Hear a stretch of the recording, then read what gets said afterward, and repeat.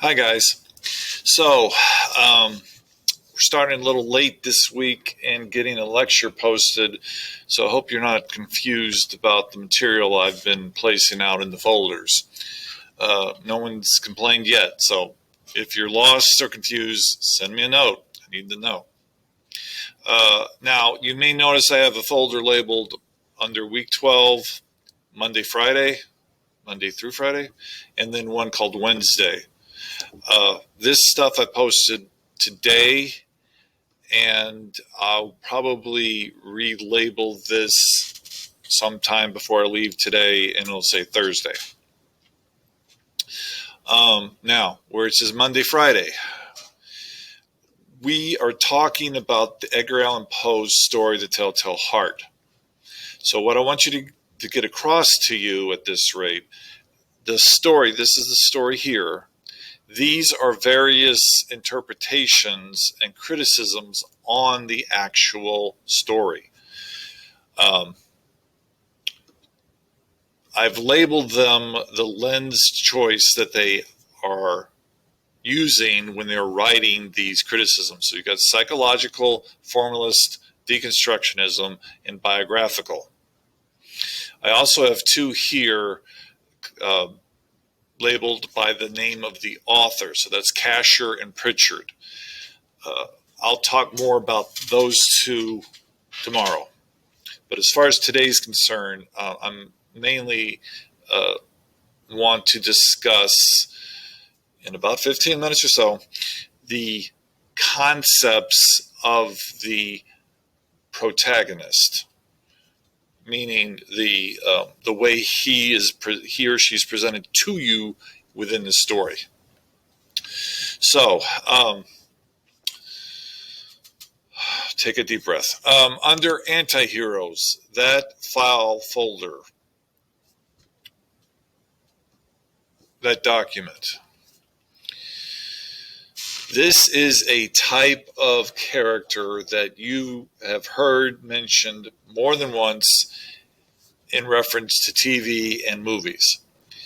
As far as literature is concerned, an anti-hero in fiction is slightly different than the way TV and movies project this image. Okay, so I'm mainly referring to concepts that are in the media, such as short stories and in graphic novels and in print. Okay. Part of the reason there's a discrepancy between the two, between film and print, is because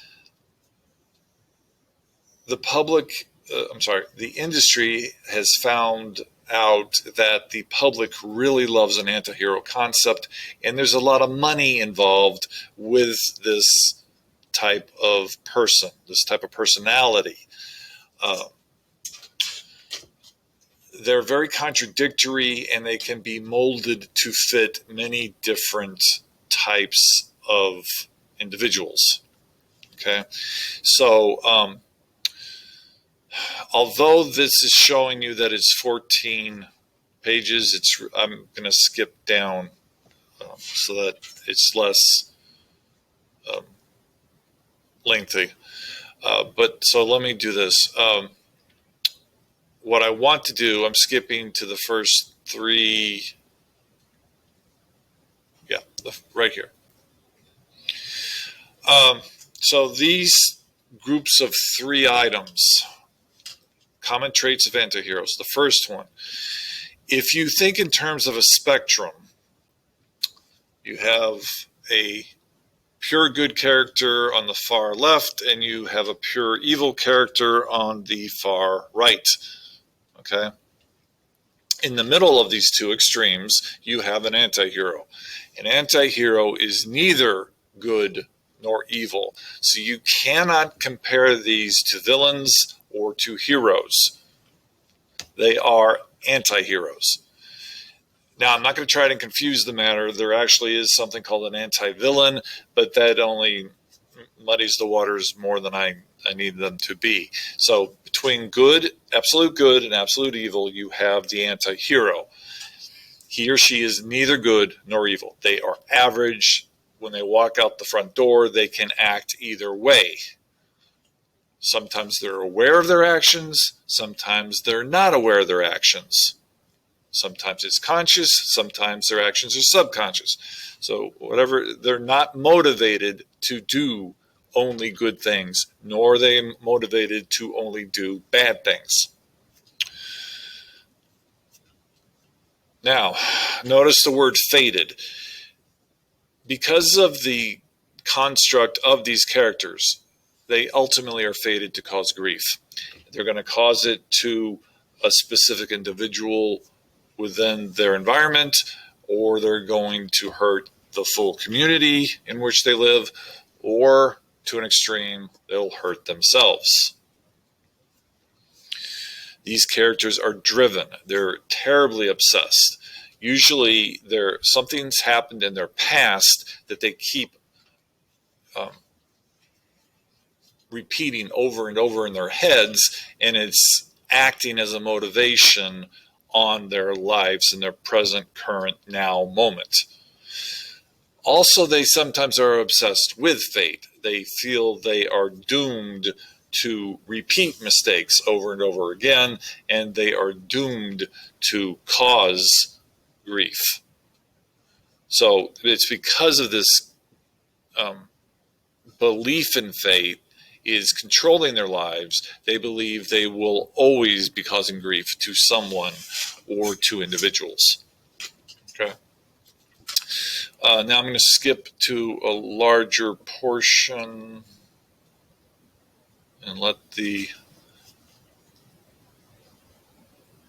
Okay. Now, if you've ever discussed tragic heroes, Shakespeare loved the tragic hero concept. The ancient Greeks loved the tragic hero concept. Don't let these three qualities confuse the anti-hero with a tragic hero. These three qualities are also what are a part of the tragic hero formula. Where an anti-hero becomes more distinct is with this item right here. They do not die at the end of the story. For Shakespeare, the tragic heroes all died. Okay? In the ancient Greek stories, some of them die, not all of them. They do have some stories where the character is a king. He's at the ultimate height of popularity or the height of power, and then by the end of the play, he's become homeless. He's broken. He's a wanderer. He's a beggar. He has no purpose left. So he's moved from the ultimate height to the lowest of low. And he's given up on life. So although he doesn't die, there is a firm closure. You know his story is over. You know he has no purpose anymore. You know he will not have any happily ever after. So that's the ancient Greek version. Whereas with Shakespeare, like I said, with Shakespeare, tragic heroes all die. There's a violent, ugly end with their storyline. Okay? They cause a lot of trouble. They end horribly. Now, as far as an anti-hero is concerned, they don't die. At the end of the story, you are left hanging. There is uncertain resolution. You do not know what is going to be left of the story. Oftentimes, again, this deals with markability. Oftentimes, these characters are seen wandering, yes, but there's a slight chance of a change in the situation. You're given a hint that they might wake up and be aware of they can fix a mistake in their lives and move away from the problem. Okay, so this is one of the reasons why I love anti-heroes. They're very bendable. You can make them into a lot of different variations off the main form. And when you have no uncertain resolution, you can end the story at any point you want to. Okay, a good case to keep in mind. the Breaking Bad character, that for a long time was a strong example of a TV version of an anti-hero. All the way up to the last episode, you had no sense of what is going to happen to him. Would his cancer consume him and he'll just die for medical reasons, or was he going to be shot by some of the adversaries, or will he just commit suicide, give up?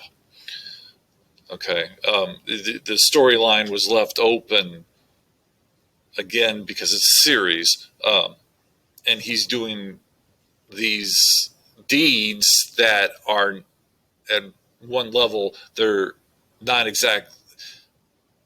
They're all in his realm of control. Okay, he's acting against the environment as the environment is affecting his personal space, is a way of referring to it. So another way of looking at it, these characters often are vigilantes, and they'll ruin their own life. That's why I say even against the self. They'll want to be a vigilante so much they'll ruin their own life. In graphic novels, Batman is a good example. Whereas Superman is, at one time, was presented as the perfect hero, Batman is always seen in the dark, in alleyways. He's got his face covered. He's got a cape that he can hide within his true self. He's always in the shadows. He wants to strike fear in the heart of criminals. Whereas Superman has his face exposed. He's extremely handsome. He's dashing off in bright blue skies. He openly works with the structures of the government of Metropolis. And whereas with Batman, he's in the shadows, like I said, and he's also hidden. He's secretly working with the government. He's secretly trying to, through vigilante methods, using his own definition of justice, try to capture these criminals, try to keep the mob at bay.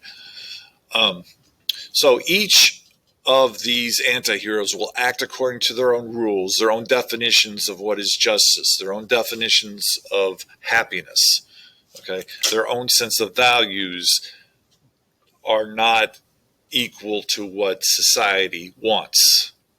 Okay, now they may have tragedy in their life, and they may have a tragic flaw. Usually the tragic flaw is going to be pride or excessive anger or misjudgment of character. So the tragedy in their life may be a motivating factor, but, however, it's not the core of their personality. And that's where, again, you can confuse them with the tragic hero. Don't let their past history define how they operate in the story.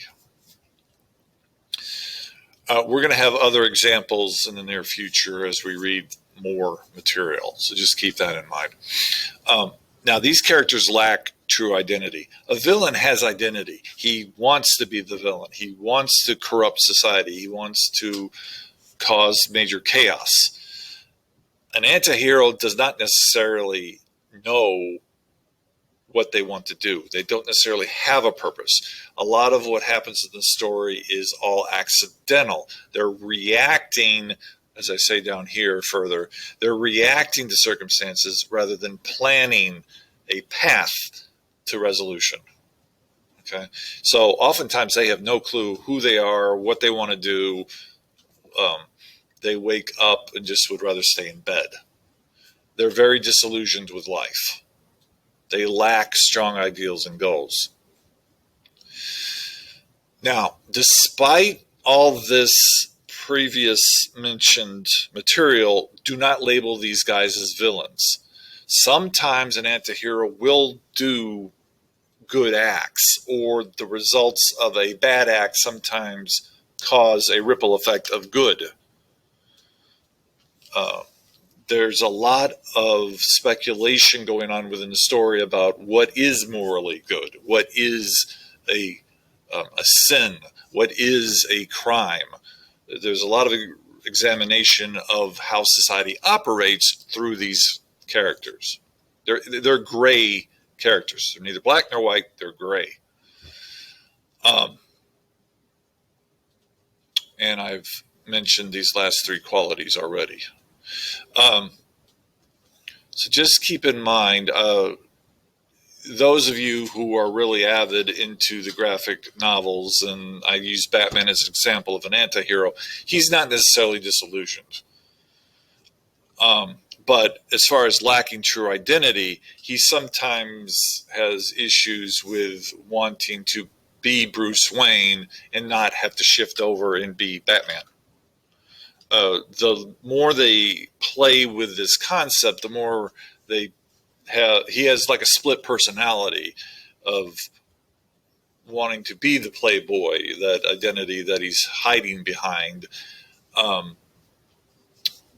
But it's because he's obsessed with his death of his parents that he saw murdered right in front of him, that past action, he's compelled through fate to fight crime with the definitions of his own understanding of what justice actually is.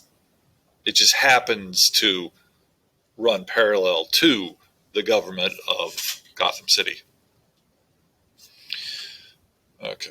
Now, you may have picked up on the fact there are 3 times the word fate played out on this slide. This is my closing point. As far as an anti-hero is concerned, the creators of this concept were developing these theories in the early 1900s. So an anti-hero is a very modern type of character. Having said that, what are 2 characters by Shakespeare and a lot of characters by Edgar Allan Poe fall into these qualities, into these elements. So although it's relatively new as far as the definition, if you look at plot and action and the manner a character is presented to you by the author, they've been around for a long time. As far as the modern definition is concerned, the men and women who were creating anti-heroes for the first time under the definition, they are part of the existentialist movement. And because they're part of the existentialist movement, the majority of them were atheist. The majority of them were, or you could label them agnostic. Okay? Very few existentialists are religious. If they're religious, they will take it from the standpoint that God has created everything and has moved on to other projects. He's avoiding Earth. He's avoiding humanity. Okay? So, anti-heroes, therefore, fall into this universe of bleak pessimism.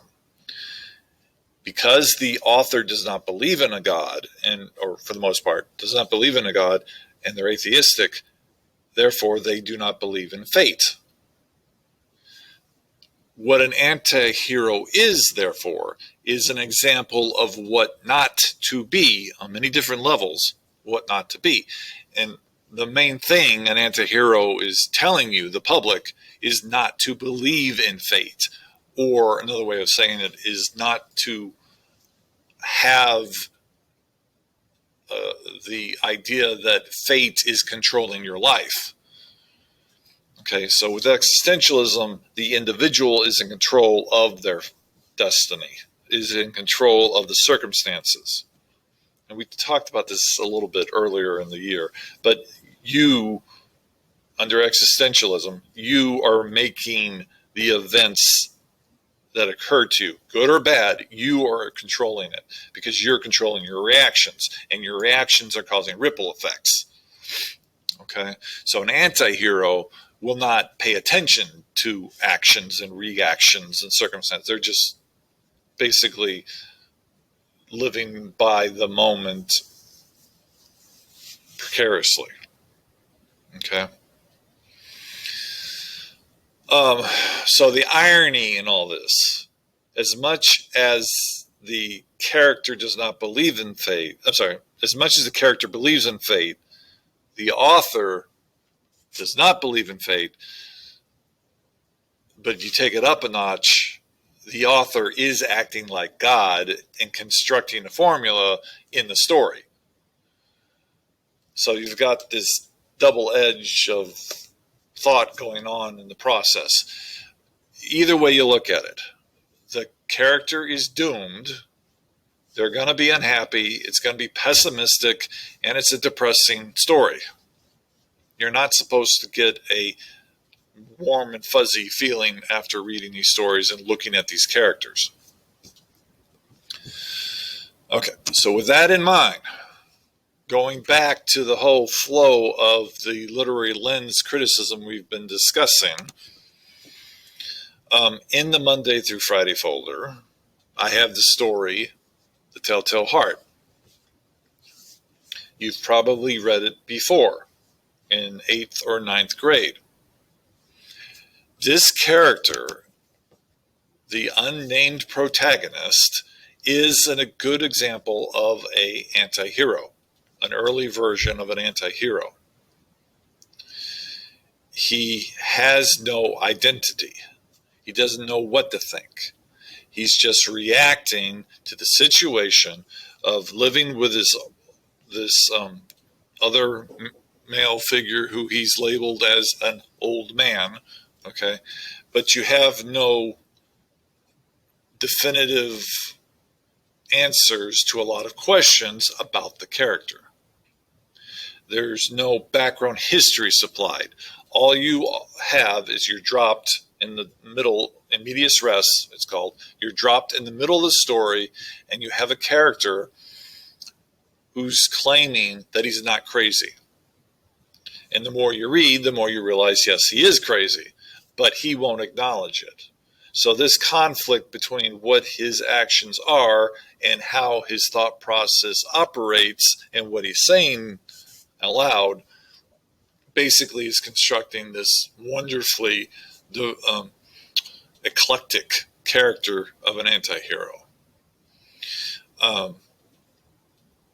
So Poe had a wonderful skill for leaving out detail, yet at the same time causing the reader to fill in the blanks as you go along, so that your sense of discomfort is actually increasing because you're not really certain if you're right in your assumptions and what you're inferring. So again, you've got this unnamed narrator who's claiming he's not crazy, but he's confessing that he's murdered someone he lives with, chopping up the body, putting the parts under the floorboard,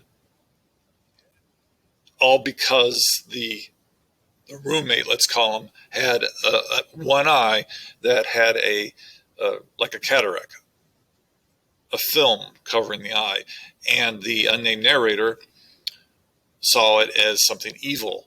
As he says here, it's an eye of a vulture, a pale blue eye. And he reacts to it. Whenever it fell upon me, my blood ran cold, and so by degrees, very gradually, I made up my mind to take the life of the old man and thus rid myself of the eye forever.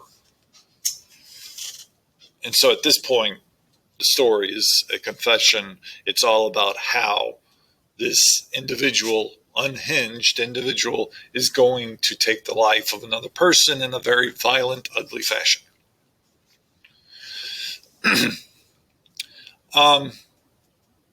So critics have noted that Poe has the character state how calmly I can tell you the whole story. The character doesn't tell you the story calmly.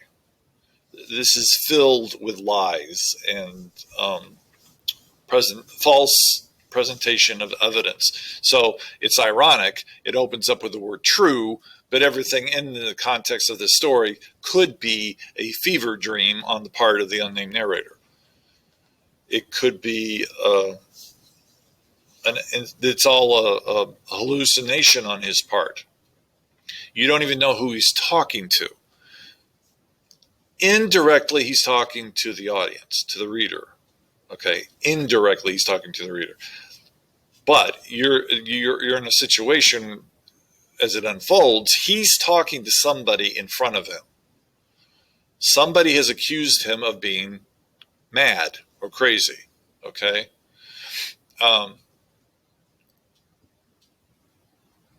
One of the signs that he actually immediately, you should not feel sympathy for this dude. Immediately, you know something's not right when he says, I heard many things in hell. So how can I be crazy? Okay, he has a strong, acute sense of hearing, and he hears things from down below. That alone tells you this guy is not sane.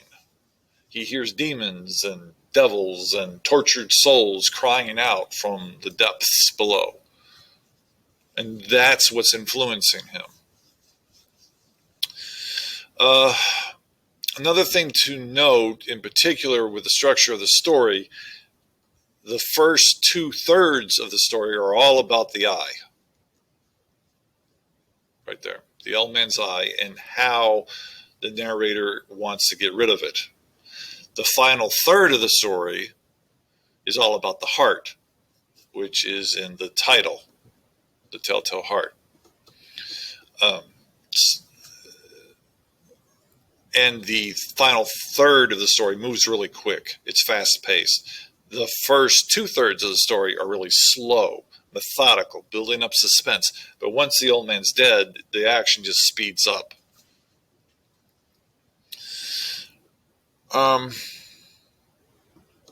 Okay. I'm looking at my notes on the board.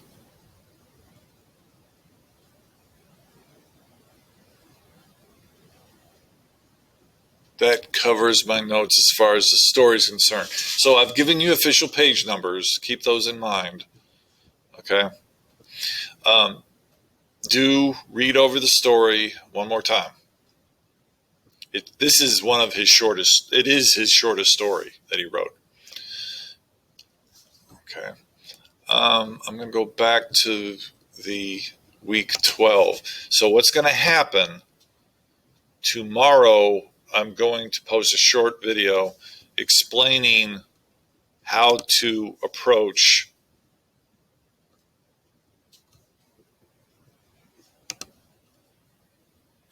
how to approach these various theories.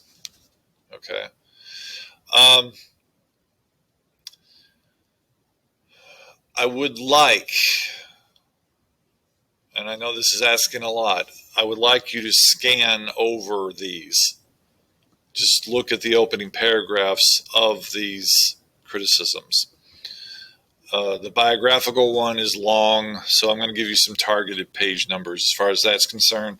But do glance at these files. And I'll have a plan of attack for you to follow on Thursday and Friday. So next week, you'll be doing a more extensive assignment detailing these lenses. Okay? I'm thinking I'll assign just one to the whole group of you. We'll play that by ear. Okay, so again, as I've always been saying, if you have any questions, get in touch with me. But that's it for today. And hope you're staying safe, and I'll be in touch.